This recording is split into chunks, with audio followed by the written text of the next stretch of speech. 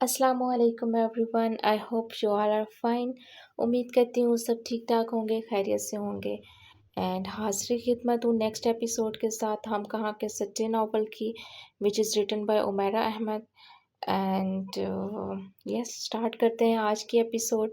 And please do like, share and subscribe the channel. आज एक तवील अरसे के बाद असवद से मेरी मुलाकात हुई थी। 12/12/1984। आज एक तवील अरसे के बाद असवद से मेरी मुलाकात हुई थी, लेकिन ये मुलाकात वैसी नहीं थी जैसे पहली थी। वो बहुत बदल चुका था, बल्कि मुकम्मल बदल चुका था। अब उसकी आंखों में मेरे लिए वो नरमी, वो उन्स नहीं रहा था जिससे मैं आशना थी। शायद इसलिए कि अब मेरे बारे में उसकी राय बदल चुकी थी, और शायद तरजीहात भी। मेरी जगह अब मशल ने ले ली थी। हमेशा की तरह यहाँ भी उसने मुझे रिप्लेस कर दिया था। काफ़ी मुश्किल होता है किसी ऐसे बंदे के सामने बैठकर बात करना जिसके बारे में आप जानते हों और वो आपके बारे में अच्छे ख़यालात नहीं रखता। सो शायद आपसे बात तक करना नहीं पसंद करता, मगर इखलाकियात के हाथों मजबूर है। मगर मुझे असवद से फिर भी नफ़रत नहीं हो सकती। ये वो बंदा है जिसने मुझे खौफ के कुएं से निकाला था। मैं महरीन मंसूर, जो किसी की एक बार बेइत्तनाई दिखाने पर दोबारा उसकी तरफ देखना पसंद नहीं करती।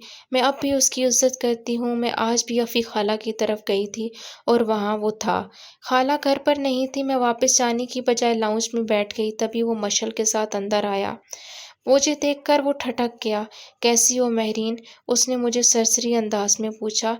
ठीक हूँ, मैं खाला से मिलने आई थी। वो मार्केट गई हैं, बस आने वाली हैं, तुम इंतज़ार कर लो। आओ मशल। उसने मेरी बात का जवाब देकर मशल को मुखातिब किया।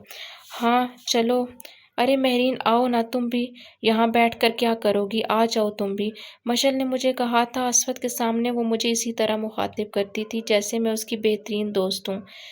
वैसे वो कई माह तक हम दोनों में बात तक नहीं होती थी। अगर बात करते भी तो वो इतनी खुशगवार नहीं होती थी। नो थैंक यू, मैंने इनकार कर दिया। वो दोनों अंदर की तरफ चले गए। मैं उनकी पुश्त को देखती रह गई। चंद साल पहले तक वो सिर्फ मुझे उस कमरे में लेके जाया करता था, और अब मैं कहीं नहीं थी।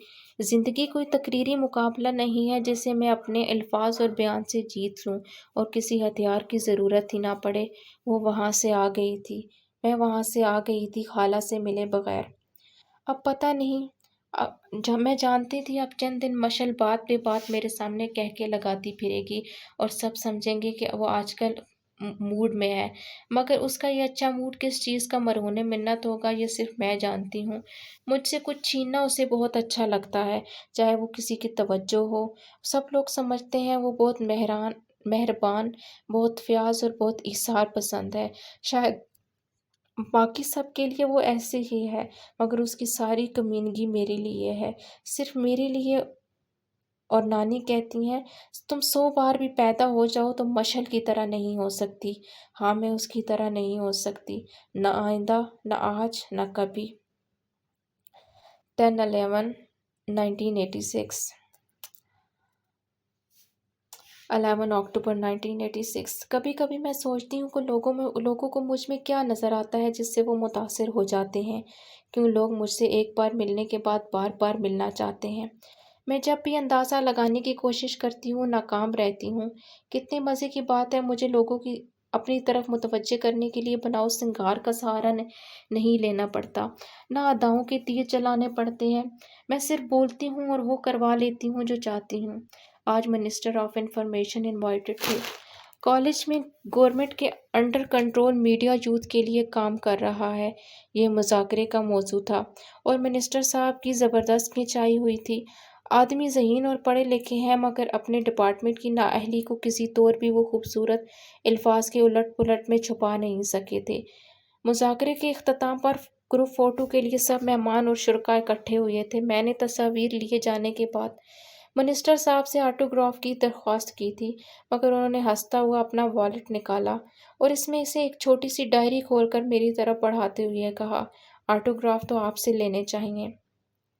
मैंने बिला तामुल वो डायरी थाम ली। उसे साइन करने के बाद मैंने लिखा, for sir minister who belongs to a class which has week memory. پھر میں نے ڈائری ان کی طرف بڑھا دی۔ وہ میری تحریر پڑھ کر بہت خوبصورت انداز میں مسکرائے۔ پھر انہوں نے میری آٹوگراف بک لے لی اور مسکراتے ہوئے کچھ تحریر کر کے میری طرف بڑھا دیا۔ میں نے آٹوگراف بک لے لی۔ انہوں نے اپنا ایک وزٹنگ کارڈ میری طرف بڑھا دیا۔ جب بھی آپ کو مدد کی ضرورت ہو بلا تکلف آ جائیے گا، انہوں نے کارڈ میری طرف بڑھاتے ہوئے کہا۔ میں نے کارڈ لیے بغیر اطمینان سے ان سے کہا، سر آپ کو لگتا ہے کہ مجھے کبھی آپ کی مدد کی ضرورت پڑ سکتی ہے؟ نہیں، لیکن ہو سکتا ہے کبھی مجھے آپ کی مدد کی ضرورت پڑ جائے، انہوں نے برجستہ کہا تھا اور میں مسکرا دی۔ تو سر پھر تو آپ کو میرا وزٹنگ کارڈ مانگنا چاہیے، مگر چونکہ میں ابھی بڑے لوگوں کی فہرست میں نہیں آئی اس لیے میرا کوئی وزٹنگ کارڈ نہیں ہے۔ بہرحال شکریہ، مجھے وزٹنگ کارڈ کی ضرورت نہیں ہے۔ اگر مجھے کبھی آپ کی مدد کی ضرورت ہوئی تو میں فون کر لوں گی۔ کیا آپ میرا کام ایک فون پر نہیں کر دیں گے؟ وہ اس بار ایک بار پھر کھلکھلا کر ہنسے تھے۔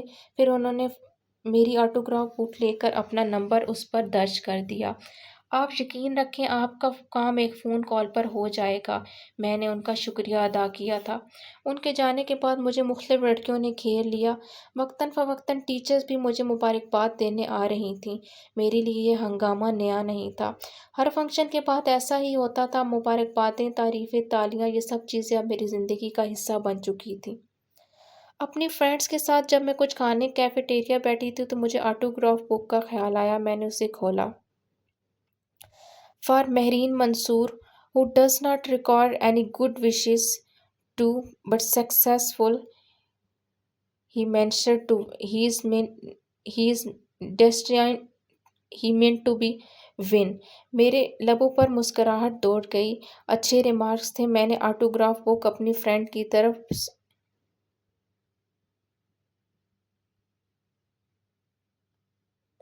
بڑھا دی اور پھر وہ بھی مسکرائی تھی۔ تمہارے لیے نیا کیا ہے اس میں یار، ایسے ریمارکس تو ملتے رہتے ہیں۔ سارا نے آٹوگراف بک بند کر کے میری طرف بڑھائی تھی۔ میں کوک کی سپ لیتی رہی۔ مجھے مشل نظر نہیں آئی تھی کیفیٹیریا میں۔ اس نے مجھے دیکھ لیا ہوگا، پتہ نہیں کیوں میں اس پر نظریں جمائے رہی۔ وہ مجھ سے کچھ فاصلے پر ایک خالی ٹیبل پر اپنے دوستوں کے ساتھ بیٹھی تھی۔ میں اسے دیکھتی رہی۔ اس نے بھی بیٹھنے کے بعد ایک بار میری طرف دیکھا تھا، مگر مجھے پہلے سے اپنی طرف متوجہ دیکھ کر اس نے نگاہیں ہٹا لیں۔ یار کھاؤ یار، یہ سینڈوچ ختم کرو، کہاں گم ہو؟ رکشی نے پلیٹ میرے آگے سرکائی۔ میں نے سینڈوچ اٹھا کر کھاتے ہوئے دوبارہ مشل کو دیکھنا شروع کر دیا۔ مجھے لگا جیسے وہ نروس ہو گئی تھی، شاید میرے اس کی طرف دیکھنے سے۔ ایسا ہی ہوتا تھا کالج میں، جب بھی کہیں وہ ملتی تھی میں اسے دیکھنا شروع کر دیتی تھی اور وہ نروس ہو جاتی تھی۔ مجھے صرف 5 گھنٹوں کی زندگی ملتی تھی۔ ہر روز 5 گھنٹے کے لیے میں زندہ ہوتی تھی جب میں کالج میں ہوتی تھی، کیونکہ وہاں لوگ مہرین منصور کو جانتے تھے اور جو نہیں جانتے تھے وہ جاننا چاہتے تھے، بات کرنا چاہتے تھے۔ اور جب میں گھر پر ہوتی تھی تو میں کچھ بھی نہیں ہوتی تھی، دوسروں کے ٹکڑوں پر پلنے والی ایک یتیم لڑکی جو مشل کے باپ، چچاؤں اور دادی کے گھر پناہ لیے ہوئے تھی۔ گھر میں جب سب مشل کو جانتے تھے، اسی سے بات کرنا چاہتے تھے، وہاں مہرین سے کوئی بات نہیں کرنا چاہتا تھا، نہ اس سے کوئی ملنا پسند کرتا تھا۔ اگر کبھی وہ مہرین کے بارے میں بات کرتے تھے وہ بھی اس کے ماضی کے حوالوں سے، اس کے باپ کے سابقے کے ساتھ، گندی نالی میں مرنے والے نشئی بیٹی جسے کچھ عظیم لوگوں نے ترس کھا کر سہارا دے دیا تھا، اس پر کرم کر دیا تھا، اور ان عظیم لوگوں میں وہ بھی شامل تھی، مشل اکبر۔ اسے بہت شوق تھا نشے کے عادی لوگوں کے بارے میں بات کرنے کا، یہ بتانے کا کہ ایسے لوگ کتنے گھٹیا اور غلیظ ہوتے ہیں، ان کے لیے کیا سزائیں ہونی چاہیے، ایسے لوگ انسانیت کے نام پر کتنا بڑا دھبا ہوتے ہیں، مکروہ لوگ جن کا مرنا ان کے جینے سے بہتر ہوتا ہے۔ وہ اکثر گھر میں یہ گفتگو کرتی رہتی تھی، خاص طور پر جب میں کوئی مقابلہ کالج میں جیتتی تب وہ گھر پر میرا استقبال اسی گفتگو سے کرتی تھی۔ وہ یہ ذکر شروع کرتی تھی، اور بات چلتے چلتے میرے باپ کے تذکرے اور مثالوں پر آ جاتی تھی، وہی نشئی، وہی نالی، وہی کیچڑ۔ کبھی کبھی میرا دل چاہتا تھا میں پوری دنیا کو آگ لگا دوں، میرا ماضی، میرا خاندان، میرا باپ، یہ سب حوالے کیوں ضروری ہیں میری پہچان کے لیے؟ میں ان کے بغیر بھی کچھ ہوں۔ وہ سب یہ بات کیوں نہیں مان لیتے؟ مجھے وہ بار بار میرا باپ کیوں یاد دلاتے ہیں؟ مجھے وہ بھولا ہی کب ہے؟ میرے ذہن سے کیچڑ میں لتھڑی وہ لاش کب فراموش ہوئی ہے؟ اگر وہ میرے باپ کی لاش تھی تو اس میں میرا کیا قصور تھا؟ کیا میں نے خود اسے چنا تھا؟ اگر وہ نشہ کرتا تھا تو کیا یہ میری غلطی تھی؟ اگر مشل کا باپ نشہ کرتا تھا تو اس میں اس کا کیا کمال تھا؟ وہ میری جگہ باپ نشہ نہیں کرتا تھا تو اس کا کیا کمال تھا؟ وہ میری جگہ پر بھی تو ہو سکتی تھی، پھر وہ کیا کرتی؟ تب اس کی خوبصورتی بھی اس کے کام نہ آتی، جیسے میری کوئی خوبی اس کا منہ بند نہیں رکھ سکتی تھی۔ میری ذہانت، قابلیت، صلاحیتیں مل کر ایک بہت بڑا زیرو بن جاتی تھیں۔ 14 سال پہلے کا وہ واقعہ لوگوں کے ذہن پر ایسے نقش ہے کہ ان کے دل میں میرے لیے جگہ ہی نہیں۔ میں اسی لیے نانی کے پاس نہیں بیٹھتی۔ ان کے پاس میرے لیے لفظ نہیں خنجر ہوتے ہیں۔ پھر وہ چاہتی ہیں کہ جب وہ یہ خنجر میرے جسم میں اتاریں تو میں آہ تک نہ کروں۔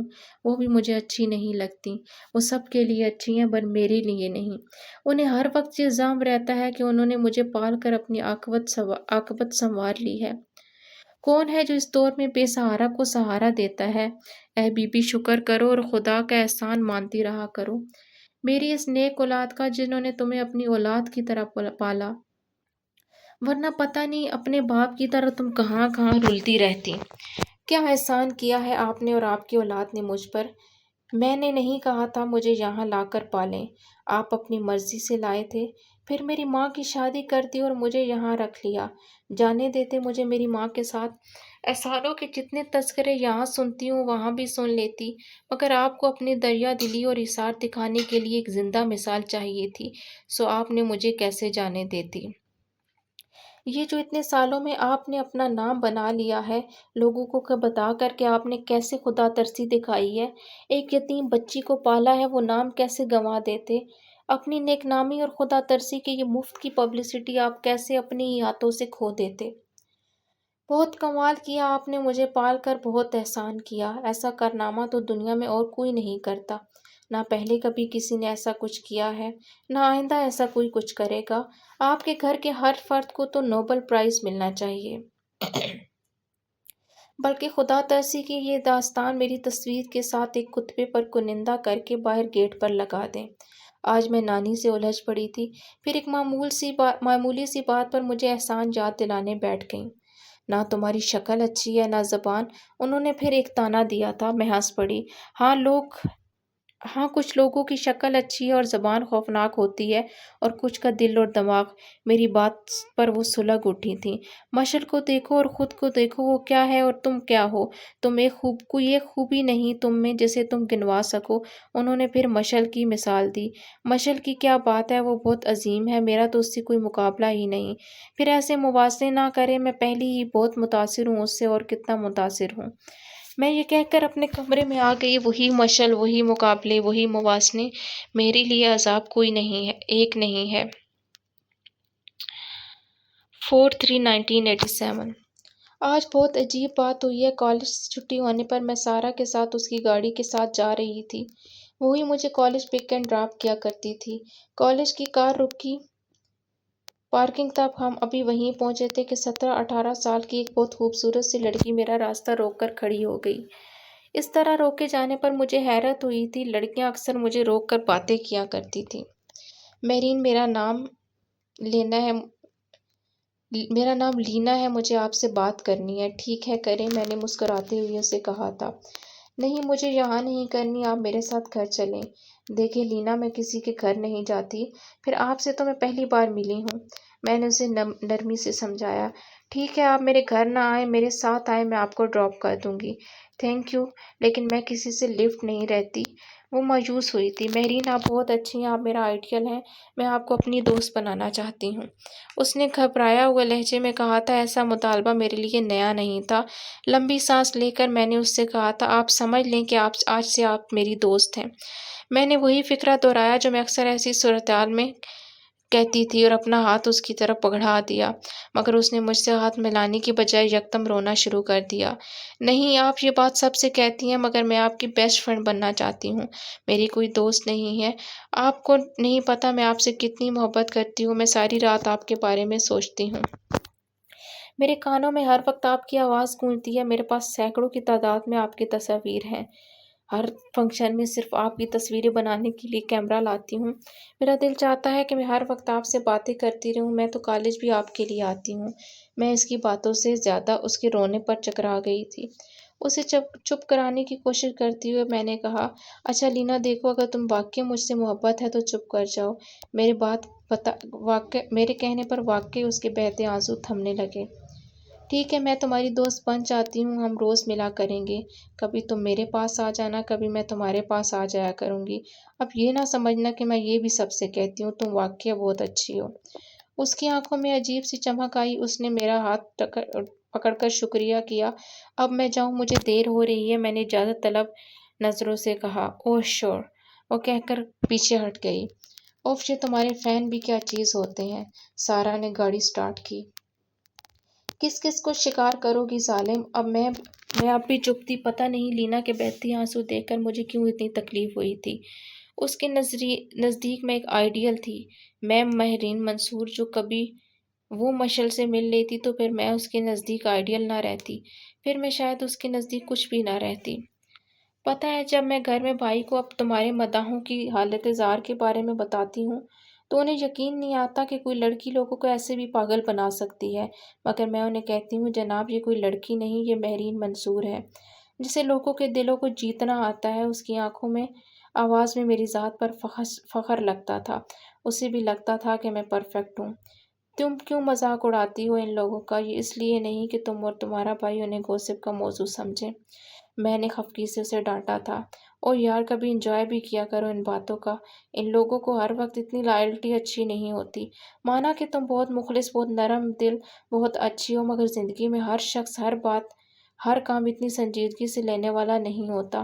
اس نے مجھے سمجھانے کی کوشش کی۔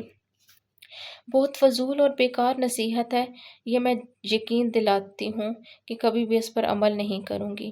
میں نے سیٹ کی پشت سے سر ٹکاتے ہوئے کہا، میں نے کب یہ سوچا ہے کہ محترمہ میری باتوں پر عمل کریں گی؟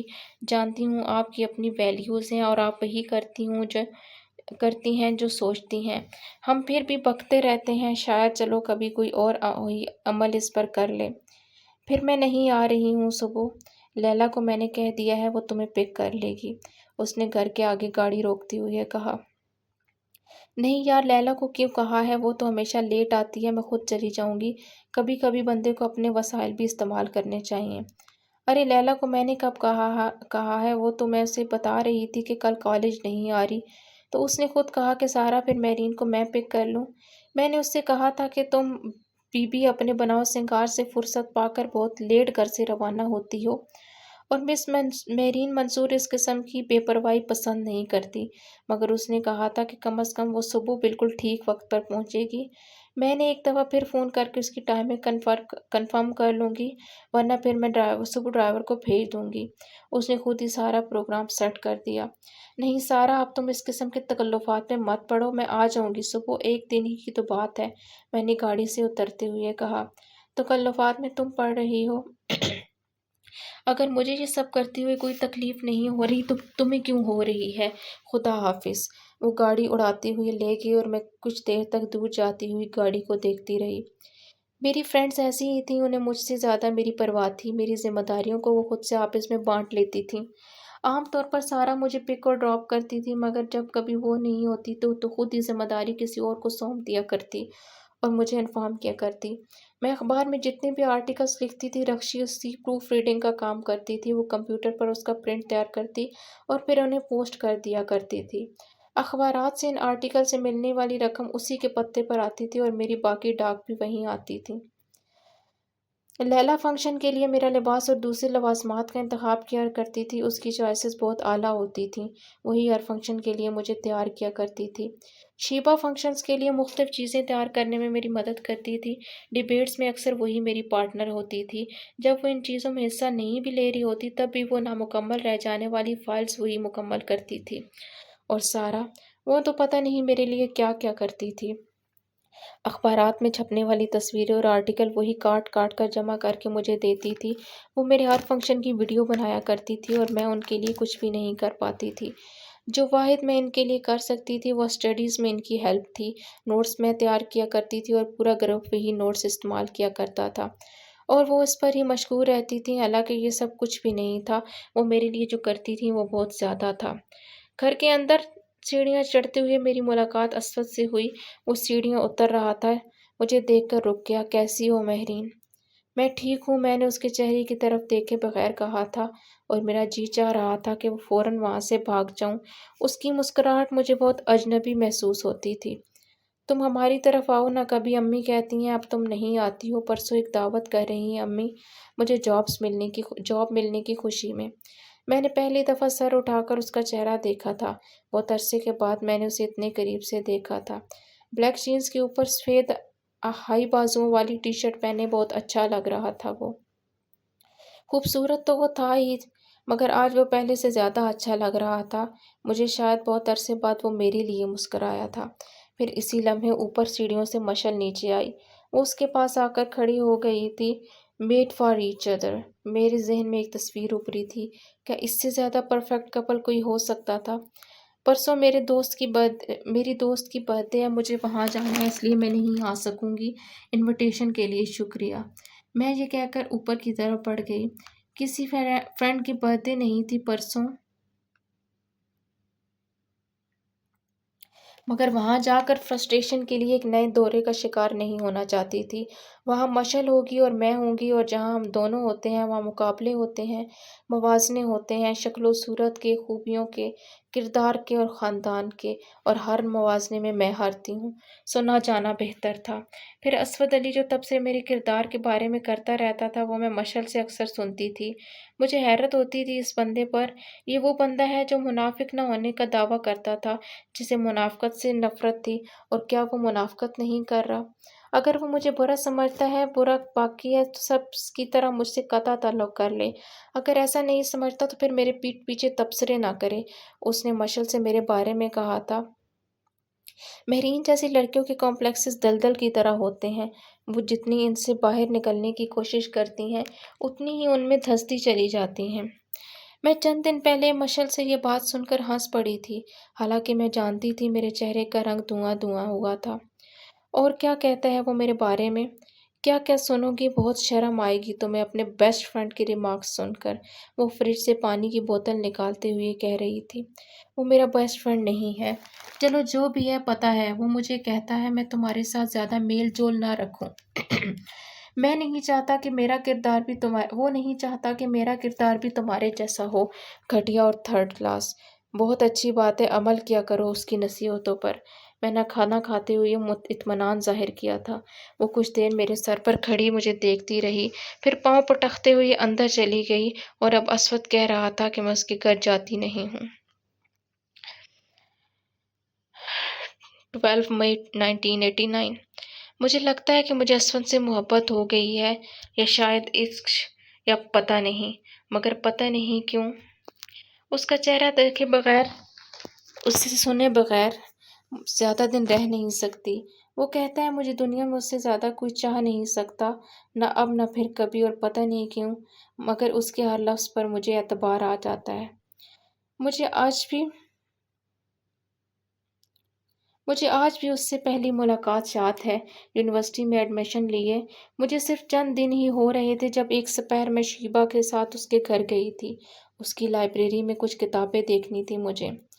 تم چلو لائبریری میں ذرا کپڑے بدل کر اور کچھ کھانے پینے کا کہہ کر آتی ہوں، ملازم کو شیبہ نے گھر کے اندر داخل ہوتے ہوئے مجھے کہا تھا۔ وہ اپنے کمرے میں چلی گئی تھی، اور میں اس کے امی سے ملنے کے بعد لائبریری کی طرف چلی گئی تھی۔ میں اس کے گھر آتی جاتی رہتی تھی، اس لیے لائبریری میں میرا کافی جانا آنا رہتا تھا۔ لائبریری میں اس وقت کوئی نہیں تھا، لیکن وہاں موجود کمپیوٹر آن تھا۔ ایسے لگتا تھا کچھ دیر پہلے وہاں کوئی بیٹھا کام کر رہا تھا۔ میں نے لائبریری میں ان کی بکس کو دیکھنا شروع کیا جن کی مجھے ضرورت تھی۔ وہاں مجھے چند منٹ ہوئی تھے کہ دروازہ کھول کر بلو جینز اور اسی کلر کی شرٹ میں ملبوس ایک اونچا لمبا بندہ اندر آیا تھا۔ ہیلو! مجھے دیکھ کر اس نے اس طرح گریٹ کیا جیسے وہ مجھے اچھی طرح جانتا ہو۔ میرے پاس رکھ کے کمپیوٹر کی طرف وہ بڑھ گیا، اور وہاں چیئر پر بیٹھ کے اس نے کمپیوٹر کو آن کرنا شروع کیا۔ میں کچھ لمحے اس کی طرف دیکھتی رہی، پھر میری سمجھ میں نہیں آیا کہ مجھے رکنا چاہیے یا چلا جانا چاہیے۔ اس سے کہ پہلے کہ میں وہاں سے جانے کا فیصلہ کرتی اس نے کہا تھا، آپ کیسی ہیں مہرین؟ اس کے منہ سے اپنا نام سن کر میں حیران رہ گئی تھی۔ اپنے ہاتھ میں رکھی ہوئی کتابیں شیلف پر رکھ کر میں اس کی طرف چلی گئی۔ وہ اسکرین پر نظریں جما کر کی بورڈ پر ہاتھ چلا رہا تھا۔ آپ میرا نام کیسے جانتے ہیں؟ میرے سوال پر کمپیوٹر سے نظر ہٹائے بغیر اس نے کہا، بیٹھ جائیں۔ میں اس کے پاس پڑی کرسی پر بیٹھ گئی۔ پانی نہیں پئیں گی؟ میرے پاس بیٹھتی ہی اس نے پوچھا۔ نہیں۔ تو پلیز مجھے گلاس میں ڈال دیں۔ میں اس کے مطالبے پر حیران ہوئی مگر میں نے سامنے رکھے ہوئے جگ سے ایک گلاس پر کمپیوٹر کے پاس رکھ دیا۔ اس نے کمپیوٹر پرنٹر سے کچھ کاغذات باہر نکالتے ہوئے بائیں ہاتھ سے پانی کا وہ گلاس اٹھا کر پینا شروع کر دیا۔ Thank you. آپ نے پوچھا تھا کہ میں آپ کا نام کیسے جانتا ہوں۔ میں آپ کا نام نہیں اور بھی بہت کچھ جانتا ہوں۔ Okay, so for now 25 minute کی ایپیسوڈ ہو چکی ہے، تو میں اس کو مزید لمبا نہیں کروں گی۔ آج کے ایپیسوڈ کو یہیں پہ سٹاپ کروں گی اینڈ کل انشاءاللہ ہم یہیں سے سٹارٹ کریں گے۔ تب تک کے لیے اپنا ڈھیر سارا خیال رکھیے، دعاؤں میں یاد رکھیے۔ ملتے ہیں نیکسٹ ویڈیو میں۔ اللہ حافظ۔